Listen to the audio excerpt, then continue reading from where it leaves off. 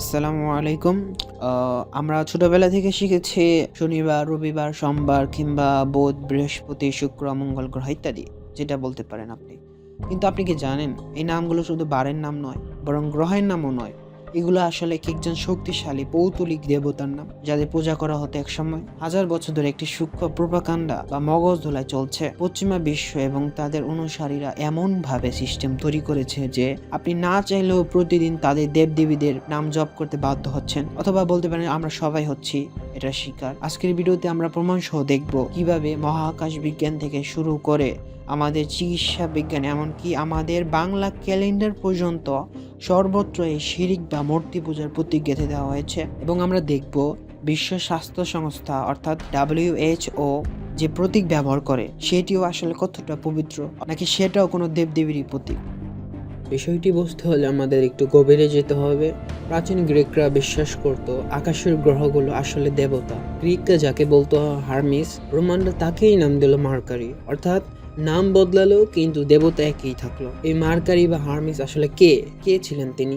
সে ছিল জিউসের ছেলে, অর্থাৎ তার কাজ ছিল দেবতাদের বার্তা পৌঁছানো, কিন্তু একই সাথে সে ছিল চোর, ডাকাত এবং জুয়ারিদের দেবতা। এখন প্রশ্ন হলো, এই নামগুলো আমাদের বাংলা ক্যালেন্ডারে ঢুকলো কিভাবে? খেয়াল করুন, রোমানরা সূর্যের পূজা করত, তাই বারের নাম হলো সানডে। অথবা বলতে পারেন হিন্দুদের 12টা দেবতা আছে, তাদের মধ্যে অন্যতম হলো রবি, যাকে এখানে ঢুকিয়ে দেওয়া হয়েছে, অর্থাৎ রবিবার বা সানডে। সংস্কৃতিতে সূর্যের নাম রবি, তাই হলো রবিবার। রোমানরা চাঁদের দেবতাকে বলতো মুন, সেখান থেকে মানডে, অর্থাৎ তার সংস্কৃতিতে চাঁদ হলো সোম, তাই সোমবার।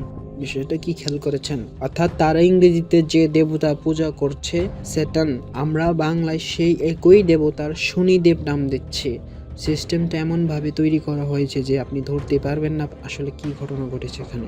আপনি যে ভাষাতেই কথা বলুন না কেন, দিন শেষে আপনি তাদের গ্রহ দেবতাদের নামই নিচ্ছেন। এটি একটি গ্লোবাল প্রোপাগান্ডা যাকে বলা হয়। বিষয়টাকে আর একটু ভালোভাবে বোঝার জন্য আপনাকে জানতে হবে, গ্রিক পুরাণে এই মার্কারি আসল নাম ছিল হারমিস। সে ছিল দেবতাদের রাজা জিউস এবং মায়া এর অবৈধ সন্তান। তার জন্ম হয়েছিল আর্গেডিয়ার এক গোপন গুহায়। তার জন্মের কাহিনী শুনলে আপনি চমকে উঠবেন।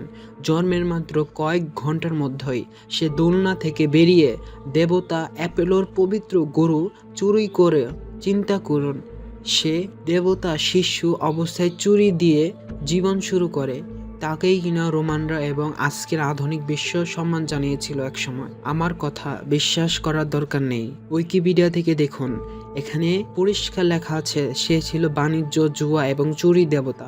সে ব্যবসায়ীদের লাভ করিয়ে দিত, আবার চোরদের পুলিশ থেকে বাঁচাতো। এই হলো আপনাদের তথাকথিত মার্কারি। তার চরিত্র এখানেই শেষ নয়, তার আরেকটি ভয়ঙ্কর কাজ ছিল।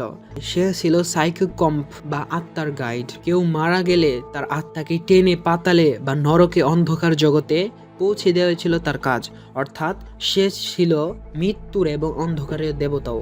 এখন প্রশ্ন হলো, এত প্রভাবশালী দেবতার বিনাশ হলো কিভাবে? এখানে দেখুন, 380 খ্রিস্টাব্দে রোমান সম্রাট থিওডিসিয়াস যখন খ্রিস্টান ধর্ম গ্রহণ করেন, তখন তিনি বুঝতে পারেন এই মূর্তি পূজা আসার। তিনি আইন করে এই মার্কারি পূজা নিষিদ্ধ করেন এবং তার মন্দিরগুলো ভেঙে ফেলেন। ইতিহাস বলছে মার্কারি পূজা বন্ধ হয়ে গেছে 1500 বছর আগে। তার মন্দির ধ্বংস হয়ে গিয়েছে, কিন্তু তাদের নাম এবং প্রতীক ধ্বংস হয়নি। পশ্চিমা বিশ্ব খুব কৌশলে এইগুলো কাজ করে যাচ্ছে। বিজ্ঞানের মোড়কে সেই চোর এবং নরকের গাইডের নাম আমাদের পাঠ্য বইয়ে এবং ক্যালেন্ডারে টিকে রেখেছে তারা। এক সময় সেই দেবতার ভয়ে মানুষ কাঁপত।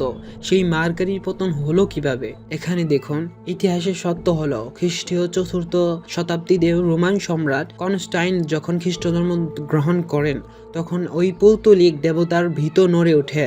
কিন্তু চূড়ান্ত আঘাত আসে 380 খ্রিস্টাব্দে, যখন সম্রাট থিওডিসিয়াস আইন করে এই পূজা নিষিদ্ধ করেন। থিওডিসিয়াস কেবল আইন করেই থামেননি, তিনি একটি মাস্টার প্ল্যান বা ডিজাইন বাস্তবায়ন করেন। এখানে খেয়াল করুন, তিনি মার্কারির মতো দেবতাদের সব বড় বড় মন্দির জোরপূর্বক বন্ধ করে দেন। দেবতাদের নামে সরকারি অনুদান এবং পশু বলি সম্পূর্ণ নিষিদ্ধ করেন। এখানে খুব গুরুত্বপূর্ণ, তিনি নতুন প্রজন্মের জন্য পৌত্তলিক শিক্ষা বন্ধ করে এবং একশ্বরবাদী শিক্ষা বাধ্যতামূলক করেন। এর ফলাফল কি হয়েছিল জানেন? মাত্র কয়েক প্রজন্মের মধ্যেই সাধারণ মানুষ মার্কারির নাম ভুলে যেতে শুরু করে। সেই দেবতা একসময় ব্যবসা আর চুরি নিয়ন্ত্রণ ছিল, সে পরিণত হলো কেবল ইতিহাসের আস্থা করে, তার উপাসনাগুলো ধ্বংসস্তূপে পরিণত হলো। রাষ্ট্র যখন হাত গুটিয়ে নিল তখন এই দেবতা অসহায় হয়ে পড়ল। আজও ইউরোপ আমেরিকার মানুষেরা আর এই মার্কারি দেবতাকে মানে না। উইকিপিডিয়া বলছে তারা এখন তাদের পূর্বপুরুষদের এই ধর্মকে কেবলই রূপকথা বা মিথোলজি মনে করে। তাদের কাছে মার্কারি এখন আর কোনো শক্তি নয়, শুধুই কার্টুন বা গল্পের চরিত্র। কিন্তু ভাই, এখানেই শেষ নয়, এখানেই সবচেয়ে বড় রহস্য। যেই দেবতাকে 1500 বছর আগে লাথি মেরে সিংহাসন থেকে নামানো হলো, যার মন্দির মাটির সাথে মিশিয়ে দেওয়া হলো, বিংশ শতাব্দীতে এসে সেই মৃত দেবতার নাম আবার কিভাবে আমাদের বিজ্ঞান বইয়ে, আমাদের ক্যালেন্ডারে কিভাবে আসলো এবং আমাদের হাসপাতালে ফিরে এলো? কারা তাকে পেছনে দরজা দিয়ে আবার আমাদের ঘাড়ে চাপিয়ে দিল? চলুন আমরা সেই মুখোশ উন্মোচন করি এখন। আপনারা নিশ্চয়ই এই প্রতীকটি দেখেছেন, দুটি সাপ, মাঝখানে লাঠি, ওপরে ডানা। একে বলে ক্যাডোসিয়াস। আমেরিকার আর্মি মেডিকেল কোর্স সহ অনেক জায়গায় এটি ব্যবহার হয়। অথচ উইকিপিডিয়া এবং ইতিহাস বলছে এই লাঠিটি ছিল দেবতা হার্মিস বা মার্কারি। আর মার্কারি কি সে দেবতা আপনি তা আগেই জানেন। ব্যবসা, বাণিজ্য এবং চুরির, অর্থাৎ যারা চিকিৎসা সেবাকে ব্যবসা এবং বাণিজ্য বানাতে চায় তাদের জন্য এই প্রতীক হয়তো ঠিকই আছে। এখন অনেকে বলবেন, না ভাই, আসল প্রতীক তো এটা না, আসল প্রতীক হলো একটি লাঠি আর একটি সাপ, যাকে বলা হয় রড অফ এক্সক্লেপিয়াস। বিশ্ব স্বাস্থ্য সংস্থা অর্থাৎ WHO এটি ব্যবহার করে। তারা দাবি করে এটাই সঠিক। কিন্তু এখানেই সংখ্যকারের ফাঁকি। এই এক্সক্লেপিয়াস আসলে কে? এখানে দেখুন, সে ছিল গ্রিক দেবতা অ্যাপোলোর সন্তান, একজন ডমিগ্রেড বা উপদেবতা। গ্রিকরা বিশ্বাস করত সে মরা মানুষকে জ্যান্ত করতে পারত। অর্থাৎ বিশ্ব স্বাস্থ্য সংস্থা অর্থাৎ WHO বা পশ্চিমা বিশ্ব আমাদের বলছে এইটা সঠিক, কিন্তু সে ছিল চোরের দেবতা, মার্কারি ব্যবহার করে না, এটা ভুল। অর্থাৎ সে চোরের দেবতা মার্কারি ব্যবহার করে না, ওটা ভুল। তোমরা চিকিৎসার দেবতা অ্যাসক্লেপিয়াস ব্যবহার করো, এটা সঠিক। কিন্তু আমাদের প্রশ্ন হলো, চোরের দেবতা হোক আর চিকিৎসা দেবতাই হোক, এটা কেন থাকবে? তারও তো মূর্তির বদলে আরেক মূর্তিকে সঠিক বলে আমাদের শেখাচ্ছে। আমরা এতক্ষণ রোম আর আমেরিকার কথা বললাম, কিন্তু এখন প্রশ্ন হলো, আমাদের এই বাংলাদেশে, আমাদের মাতৃভাষা বাংলায় এই নামগুলো কে ঢুকালো, কিভাবে ঢুকালো? ইতিহাস বলছে এটি দুটি ধাপে আমাদের উপর চাপানো হয়েছে। প্রথম ধাপটি ছিল অনেক পুরনো। এই পেজটি দেখুন। প্রাচীন ভারতীয় জ্যোতির্বিদরা গ্রিকদের দ্বারা প্রভাবিত হয়ে তাদের দেবতাদের নাম অনুকরণ করে গ্রহের নাম রাখে। গ্রিকরা যাকে বলতো স্যাটার্ন, ভারতে তার নাম দেওয়া হলো শনি। গ্রিকরা যাকে বলতো মার্স বা যুদ্ধের দেবতা, এখানে তার নাম হলো মঙ্গল। অর্থাৎ আমরা যখন মঙ্গলবার বলি, আমরা আসলে মঙ্গল দেবতাকে নামে উচ্চারণ করি। যখন শনিবার বলি, তখন আমরা শনিদেবের নাম উচ্চারণ করি। এই নামগুলো কোনো বিজ্ঞানীর দেওয়া নয়, এগুলো পুরোহিত এবং জ্যোতির্বিদদের দেওয়া নাম, যা ধর্মের মোড়কে আমাদের ক্যালেন্ডারে ঢুকিয়ে দেওয়া হয়েছে। আর দ্বিতীয় ধাপটি ছিল ব্রিটিশ উপনিবেশ। ইংরেজরা যখন 200 বছর আমাদের শাসন করেছে, তারা তাদের সানডে মানডে কালচার আমাদের শিখিয়ে গেছে। তারা শিখিয়েছে বা বুঝিয়েছে আধুনিক হতে হলে তাদের বার এবং গ্রহের নামই ব্যবহার করতে হবে। এটি ছিল তাদের সাংস্কৃতিক অগ্রাসন। এবার একটু তাকান আমাদের দেশের হাসপাতাল আর অ্যাম্বুলেন্সগুলোর দিকে। বাংলাদেশে আপনারা দেখবেন অধিকাংশ প্রাইভেট ক্লিনিক বা ডায়াগনস্টিক সেন্টারে 2 সাপওয়ালা প্রতীক ক্যাডোসিয়াস ব্যবহার করা হয়। আমরা আমেরিকার এই ভুলটাকেই অন্ধভাবে কপি করছি। আমরা একেবারেও যাচাই করিনি যে এই প্রতীকটি আসলে চোর এবং বাণিজ্যের দেবতা। আমাদের দেশে ডাক্তার বা হাসপাতাল মালিকরা কি জানেন না? নাকি জেনেও তারা চিকিৎসাকে বাণিজ্য মনে করে বলে এই প্রতীক ব্যবহার করেন? আমাদের পাশের দেশ ভারতেও এইমস অর্থাৎ AIIMS অর্থাৎ এর মতো প্রতিষ্ঠানগুলো তাদের প্রতীকে পরিবর্তন এনেছে। তারা নিজস্বতা বজায় রাখার চেষ্টা করেছে। কিন্তু আমরা এখনো সেই গ্রিক দেবতার লাঠি আর সাপের মধ্যে আটকিয়ে আছি। আমাদের কি নিজস্ব কোনো পরিচয় নেই? আমরা কি মানুষ নই? এবার চলুন তাকাই আরো বিশ্বের দিকে একটু। আমরা আগেই দেখিয়েছি মুসলিম বিজ্ঞানীরা রোমান দেবতাদের নাম বর্জন করে বুধ গ্রহকে আতরিদ বা শুক্র গ্রহকে জহুর নাম দিয়েছিলেন। কিন্তু এখনকার চিত্রটা কি?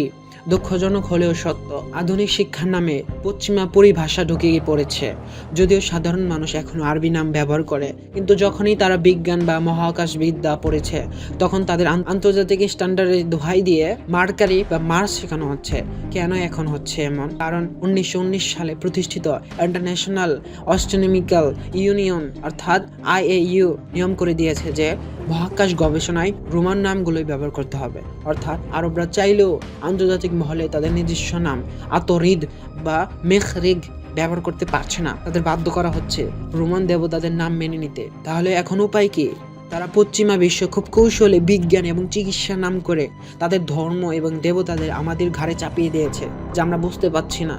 আরবরাও আজ এই সিস্টেমের কাছে জিম্মি, এবং আমরা সবাই তারা চায় আমরা যেন ভুলে যাই যে মার্কারি মানে চোরের দেবতা এবং ক্যাডোসিয়াস মানে বাণিজ্যের দেবতা বা বাণিজ্যের প্রতীক বলতে পারেন। তারা চায় আমরা এগুলোকে মডার্ন সায়েন্স মনে করি, কিন্তু আমরা আজ প্রমাণ সহ দেখলাম এই শেকড় কোথায়। তাই আসুন আমরা সচেতন হই। ক্যালেন্ডারের পাতায় বা হাসপাতাল লোগোতে যাই থাকুক না কেন, এগুলোর নাম উচ্চারণ করার সময় আমরা সচেতন হই। এগুলো কোনো দেবতার ক্ষমতা নয়, সবই আল্লাহর সৃষ্টি। আর যেখানেই সম্ভব ভুল প্রতীক এবং নামের প্রতিবাদ করি। ভিডিওটি ভালো লাগলে অবশ্যই সবাইকে শেয়ার করুন এবং জানার জন্য সবাইকে বলুন, যাতে তারা এই সত্যটা জানতে পারে।